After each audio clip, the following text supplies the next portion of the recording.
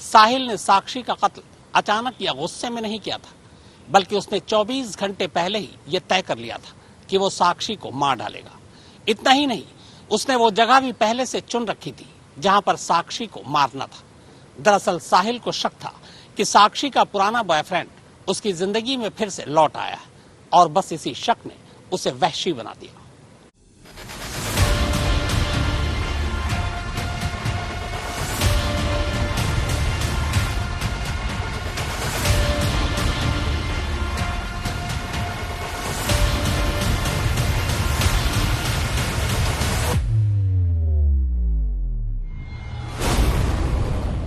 सबसे पहले साक्षी के दोस्त झबरू को सुनिए।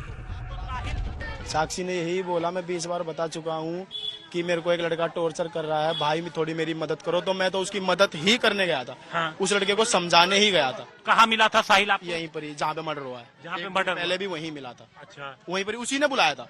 साहिल नहीं बुलाया? हाँ जी, कि आ जाओ। अच्छा, मैं मोस्ट वांटेड हूँ। और अब साक्षी और साहिल के दरमियान वारदात के रोज यानी 18 मई की सुबह हुई बातचीत का ये हिस्सा सुनिए।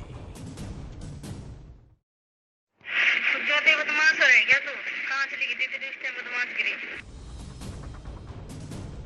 असल में साक्षी की ओर से साहिल को व्हाट्सएप पर भेजा गया ये वो ऑडियो क्लिप है जिसमें वो साहिल को उसकी हरकतों को लेकर ललकार रही है। और सितम देखिए कि जिस 28 मई को साक्षी ये ऑडियो क्लिप भेजकर साहिल को ललकारती है, उसी रोज रात होते होते साहिल साक्षी पर सरेआम चाकुओं से हमला कर उसकी जान ले लेता है। पुलिस की तफ्तीश में पता चला है कि साक्षी और साहिल के बिगड़ते रिश्तों के बीच भी दोनों में लगातार बात हो रही थी और कत्ल से एक रोज पहले यानी 27 मई की दोपहर को 3:41 पर साक्षी और साहिल की वीडियो कॉल पर लंबी बातचीत हुई थी।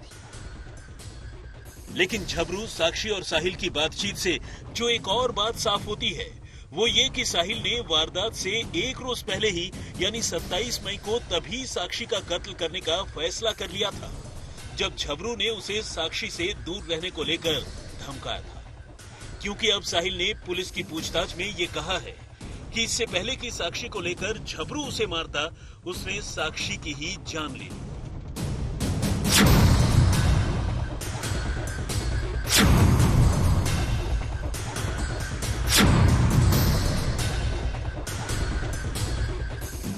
अब सीसीटीवी की इन नई तस्वीरों को देखिए।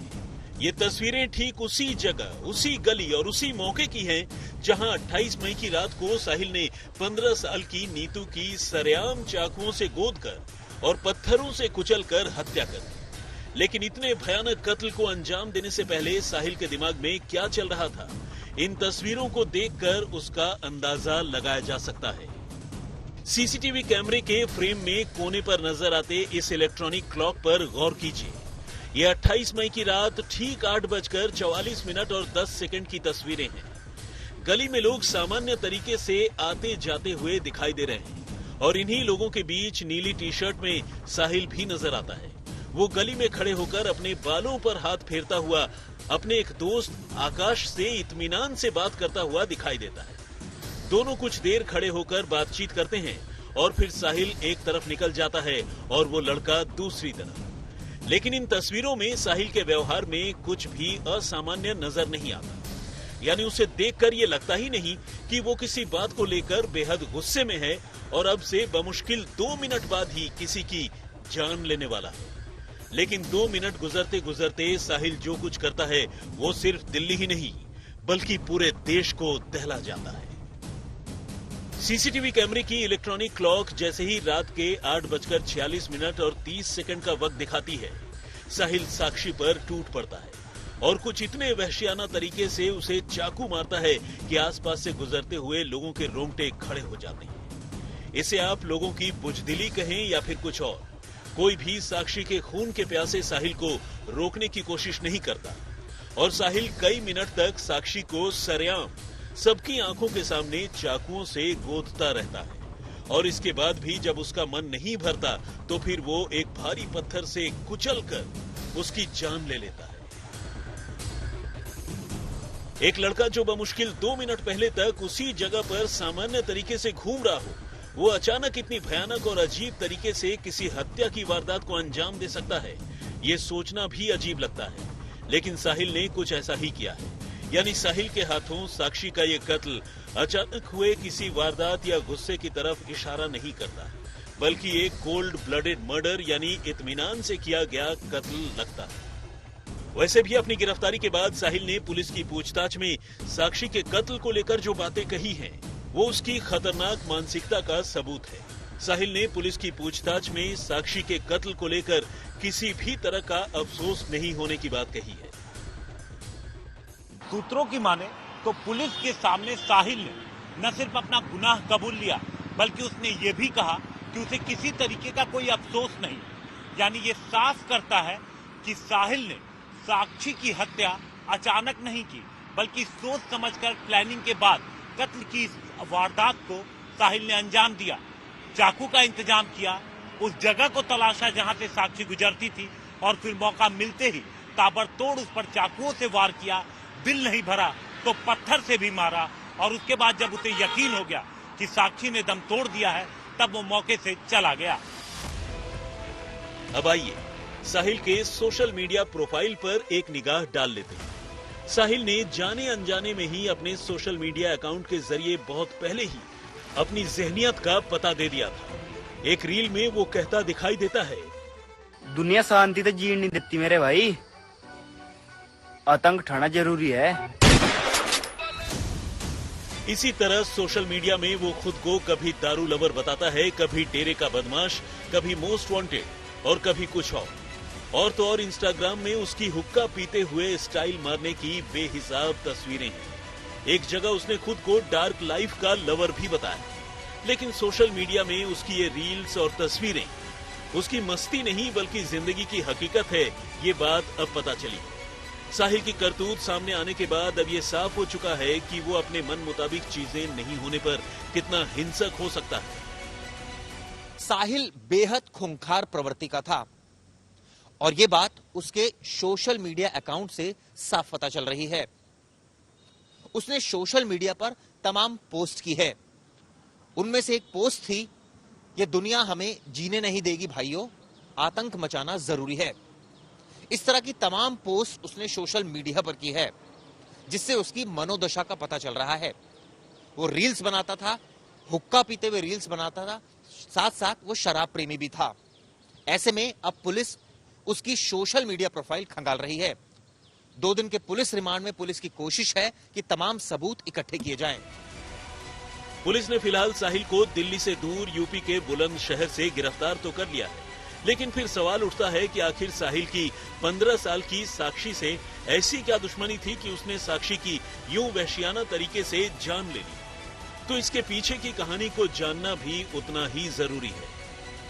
पुलिस की अब तक की तफ्तीश से इतना तो साफ है कि साक्षी और साहिल एक रिश्ते में थे, लेकिन हाल के दिनों में दोनों के रिश्ते में कड़वाहट आ गई थी। लेकिन अब पता चला है कि रिश्ते में कड़वाहट की वजह एक और लड़का था, साक्षी जिसके साथ पहले रिलेशन में थी और अब फिर से उस लड़के के करीब होती जा रही थी, और साथ ही साहिल से दूरी भी बना रही थी। और यही बात सिरफिरे आशिक साहिल के गले के नीचे नहीं उतरी। सूत्रों की माने तो साहिल अब साक्षी को उससे दूरी बनाने और अपने पुराने बॉयफ्रेंड के करीब जाने की वजह से धमकाने लगा। असल में साक्षी पहले प्रवीण नाम के एक लड़के के साथ रिलेशनशिप में थी, यहां तक कि उसने अपनी बाह में प्रवीण के नाम का टैटू तक गुदवा रखा था। लेकिन फिर वो साहिल के करीब आ गई। लेकिन जब अलग अलग मसलों पर उसकी साहिल से अनबन होने लगी तो साक्षी एक बार फिर से प्रवीण के करीब जाने लगी और साहिल उससे नाराज रहने लगा। इसी बात को लेकर दोनों में पहले भी कई बार लड़ाई हुई, और तब साक्षी ने अपने मोहल्ले के ही रहने वाले एक लड़के झबरू उर्फ अजय से मदद मांगी। झबरू ने साक्षी की मदद करने के इरादे से साहिल को बमुश्किल 1 रोज पहले ही धमकाया था, लेकिन इसे झबरू की धमकी का असर कहें या फिर साहिल का सिरफिरापन, उसने साक्षी की जान लेने का इरादा कर लिया और 28 मई की रात को वो कर दिया जो कोई सोच भी नहीं सकता था। साक्षी ने यही बोला, मैं 20 बार बता चुका हूँ कि मेरे को एक लड़का टॉर्चर कर रहा है, भाई थोड़ी मेरी मदद करो। तो मैं तो उसकी मदद ही करने गया था। हाँ। उस लड़के को समझाने ही गया था। कहाँ मिला था साहिल आपको? यहीं पर ही, जहाँ पे मर्डर हुआ है। जहाँ पे मर्डर पहले भी वहीं मिला था। अच्छा, वहीं पर ही उसी ने बुलाया था। साहिल नहीं बुलाया? हाँ जी, कि आ जाओ, अच्छा, मैं मोस्ट वांटेड हूँ। ठीक है। फिर कुछ नहीं। क्या बोला था? मोस्ट वांटेड हूँ? हाँ जी, मैं डेरी का बदमाश हूँ। ये बोल रहा था? हाँ जी, मैं कहा भाई मैं आ रहा हूँ, अब मेरी किसी से दुश्मनी होती, साहिल से दुश्मनी होती तो मैं क्यों जाता, मेरे को भी डर था कि भी मेरे को ना मार दे। बाद में पुलिस की पूछताछ में साहिल ने साक्षी और झबरू को लेकर जो बात कही है वो भी कम अजीब नहीं है। साहिल ने पुलिस से पूछताछ में ये बताया है कि झबरू ने उसे साक्षी से रिश्तों को लेकर धमकी दी थी, जिसके बाद उसे लगने लगा कि इससे पहले कि झबरू उसे मार दे, उसने साक्षी को ही मारकर खेल खत्म कर दिया। 28 मई को जिस जगह पर साहिल ने साक्षी का कत्ल किया, उससे एक दिन पहले यानी 27 मई को साहिल और साक्षी ठीक उसी जगह पर मिले थे, लेकिन उस दिन साक्षी के साथ झबरू भी था। अगर हम झबरू की बात माने तो वो साक्षी के कहने पर साहिल को समझाने या फिर कहें धमकाने गया था कि वो साक्षी का पीछा करना या उसे परेशान करना छोड़ दे। लेकिन इस बात से साहिल इतना परेशान हो गया और कहीं ना कहीं उसके मन में इस बात का भी डर हो गया कि झबरू और साक्षी उसे सबक न सिखा दें, इसके पहले उसने ही साक्षी को रास्ते से हटाने की योजना बना ली। पुलिस अब इस मामले की इस एंगल से भी जांच कर रही है। वैसे साहिल और साक्षी के रिश्ते को लेकर साक्षी के घर वालों ने खुद को अनजान बताया है। असल में साक्षी पिछले करीब 10 दिनों से अपनी एक दोस्त नीतू के घर रह रही थी। नीतू भी साक्षी के घर के करीब शाहबाद डेरी इलाके में ही रहती है। उसका पति फिलहाल किसी आपराधिक मामले में जेल में बंद है। ऐसे में साक्षी का ज्यादातर वक्त इन दिनों नीतू के साथ ही गुजर रहा था। 28 मई को नीतू के बेटे का बर्थडे था और साक्षी इसकी तैयारी में लगी हुई थी। वारदात वाली रात साक्षी इसी सिलसिले में नीतू के घर से बाहर निकली थी और अपनी मौत से पहले अपनी एक दोस्त आरती से उसकी मुलाकात भी हुई। पुलिस की पूछताछ में आरती ने भी साहिल के बारे में जानकारी दी है। आरती ने बताया है कि साक्षी ने उससे कहा था कि साहिल उसका पीछा करता है और उसे परेशान करता है। कौन है लड़का जिसने? साहिल नाम का लड़का है। साहिल नाम का। कितने दिन से इस लड़की से मिल? सर मेरी मेरी तो जान पहचान इससे 6 या 7 महीने ही हुए हैं इस लड़की से, लेकिन वो लड़की पहले से साहिल को जानती थी करीब 3-4 साल से। 3-4 साल से जानती थी। आपको मालूम था इसका लड़की का 3-4 साल से? नहीं सर, उस टाइम तो यार मेरे को मालूम नहीं था, लेकिन जब ये मेरे बिल्कुल क्लोज आ गई उसके बाद इसने मुझे बताया था कि दीदी साहिल नाम के लड़के से मेरी दोस्ती है।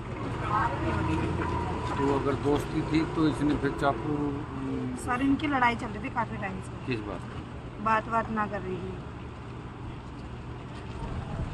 तो वो मेरे पास ही ज़्यादा खुश रहती थी, इसलिए मेरे पास ही थी। मुझे मिलती है बाजार में वो कपड़े लेती है मेरी बेटी के लिए, फिर वहाँ से सीधा कहती नहीं दीदी तो आप घर जाओ, मैं घर जा रही हूँ। लेकिन उससे खार खाया साहिल उसके कत्ल की साजिश में जुटा था और पहले से अपने साथ तेज धार वाला चाकू लिए साक्षी के इंतजार में नीतू के घर के इर्द गिर्द भटक रहा था। ये तस्वीरें कत्ल से पहले साहिल के गली में रेकी करने के दौरान ही कैमरे में कैद हुई हैं। हालांकि साक्षी के घर वालों का कहना है कि साक्षी ने उन्हें साहिल के बारे में कभी कुछ नहीं बताया। मुझे कुछ नहीं पता था साहिल के बारे में, क्या पता क्या हुआ था, लेकिन ये बारे में मुझे नहीं पता था झगड़ा हुआ था या दोस्ती थी या क्या था, ये मुझे नहीं पता था। ना मैंने कभी सुना था, ना उसकी किसी सहेलियों से, ना कभी आते जाते उसको कोई लड़के की छेड़छाड़ मैंने देखा। कभी साथ में बाजार ले जाते चल बेटा क्या खाना पीना है, तो ऐसी कोई हमने नहीं देखा कि कोई हरकत कोई लड़का करता हो या उसने कभी ऐसा मुझे दिखी हो, तो ऐसा तो मुझे नहीं था मैम। लेकिन कल जो है जब मुझे पता लगा, मैं वहाँ गया तो पूछताछ होने लगी, तो भाई उनकी एक सहेली थी वो कहने लगी कि उसकी वो दोस्ती थी क्या थी ऐसा, लेकिन मुझे नहीं पता था। 9 बजे एक लड़की भागते भागते आई कि तुम साक्षी की मम्मी हो, गेट खोलो, तुम चलो तुमको साक्षी कोई मार दिया। हमने कहा तुम झूठ बोल रही हो। साहिल को कैसे जानती थी? हमें नहीं सर पता है। ये बताया गया कि साहिल के घर पे ही रहती थी साक्षी। साहिल के घर पे नहीं, उसके घर पे रह रही है। वो नीतू नाम की लड़की है, उसके घर पे रहती थी। क्या करते थे साहिल, क्या करते थे?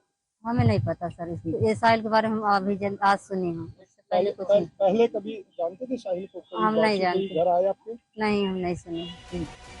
वैसे साक्षी के प्रवीण के करीब जाने की वजह से साहिल बेशक उससे नाराज हो गया हो, लेकिन खुद साहिल सोशल मीडिया पर कई लड़कियों के साथ बातें कर रहा था और उनके करीब आने की कोशिश भी कर रहा था। हालांकि साहिल ने पुलिस की पूछताछ में ये कहा है कि वो ऐसा साक्षी को चिढ़ाने के लिए कर रहा था। राजेश खत्री, चिराग गोठी और अरविंद ओझा के साथ हिमांशु मिश्र, दिल्ली, आज तक।